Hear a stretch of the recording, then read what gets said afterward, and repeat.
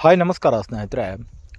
Just ನೀವು 10ನೇ ತರಗತಿನ ಪಾಸಾಗಿದ್ದಲ್ಲಿ ಕರ್ನಾಟಕ ಸರ್ಕಾರದ ವತಿಯಿಂದಾಗಿ ಗುಪ್ತಚರ ಇಲಾಖೆಯಲ್ಲಿ ಖಾಲಿ ಇರುವಂತಹ ಹುದ್ದೆಗಳಿಗಾಗಿ ನೇಮಕಾತಿ ಮಾಡುವುದಾಗಿ ತಿಳಿಸಲಾಗಿದೆ.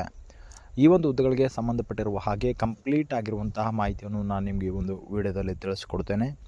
ಆದ ಕಾರಣ ನೀವು ಈ ಒಂದು ವಿಡಿಯೋವನ್ನು ಸ್ಕಿಪ್ ಮಾಡದೆ ಕೊನೆವರೆಗೂ ವೀಕ್ಷಿಸಿ. ಆ್ಯಂಡ್ ಅದರ ಜೊತೆಲೇ ನಮ್ಮ ಚಾನಲ್ಗೆ ಇನ್ನೂ ಯಾರೂ ಸಬ್ಸ್ಕ್ರೈಬ್ ಮಾಡ್ಕೊಂಡಿಲ್ಲ, ಸಬ್ಸ್ಕ್ರೈಬ್ ಮಾಡ್ಕೊಳ್ಳಿ. ಆ್ಯಂಡ್ ಬೆಲ್ ಐಕಾನ್ ಕೂಡ ಆಲ್ ಅಂತೇಳಿ ಪ್ರೆಸ್ ಮಾಡಿ. ನಾವು ತಿಳಿಸುವಂತಹ ಉದ್ಯೋಗ ಮಾಹಿತಿಗಳು ನಿಮಗೆ ನೋಟಿಫಿಕೇಷನ್ ಮೂಲಕ ತಲುಪುತ್ತವೆ. ಸ್ನೇಹಿತರ ಸಂಸ್ಥೆ ಹೆಸರು ಬಂದು ಈಗಾಗಲೇ ತಿಳಿಸಿರುವ ಹಾಗೆ ಗುಪ್ತಚರ ಇಲಾಖೆ ವತಿಯಿಂದಾಗಿ ಹುದ್ದೆಗಳಿಗೆ ನೇಮಕಾತಿ ಆಗುತ್ತದೆ.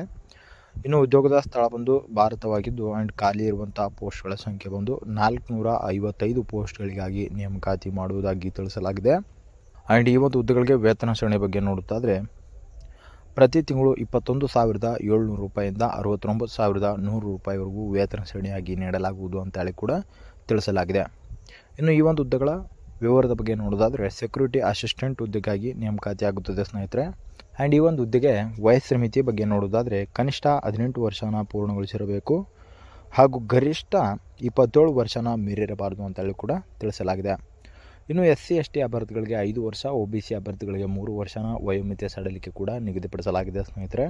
ಮುಖ್ಯವಾಗಿ ಈ ಒಂದು ಹುದ್ದೆಗಳಿಗೆ ಬೇಕಾಗಿರುವಂತಹ ಸೆಲೆಕ್ಷನ್ ಪ್ರೊಸೆಸ್ ಬಗ್ಗೆ ನೋಡುವುದಾದರೆ ಇಲ್ಲಿ 2 ರೀತಿಯಾಗಿರ್ತಕ್ಕಂಥ ಎಕ್ಸಾಮಿನೇಷನ್ ನಡೆಯುತ್ತದೆ. ಮೊದಲಿಗೆ ಟೈರ್ 1 ಬಂದು ಆನ್ಲೈನ್ ಪರೀಕ್ಷೆ, ಅದಾದ ನಂತರ ಟೈರ್ 2 ಮೋಟಾರ್ ಮೆಕ್ಯಾನಿಸಮ್ ಮತ್ತು ಡ್ರೈವಿಂಗ್ ಟೆಸ್ಟ್ ಆ್ಯಂಡ್ ಸಂದರ್ಶನದ ಮೂಲಕ ಆಯ್ಕೆ ಮಾಡಿಕೊಳ್ಳಲಾಗುವುದು ಅಂತೇಳಿ ಕೂಡ ತಿಳಿಸಲಾಗಿದೆ.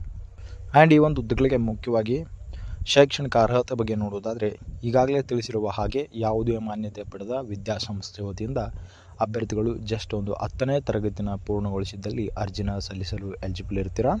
ಇನ್ನು ಅರ್ಜಿ ಶುಲ್ಕ ಪರೀಕ್ಷಾ ಶುಲ್ಕವಾಗಿ 100 ರೂಪಾಯಿನ ನಿಗದಿಪಡಿಸಲಾಗಿದೆ. ಆ್ಯಂಡ್ ನೇಮಕಾತಿ ಪ್ರಕ್ರಿಯೆಯ ಶುಲ್ಕ 550 ರೂಪಾಯಿಯಾಗಿ ನಿಗದಿಪಡಿಸಲಾಗಿದೆ.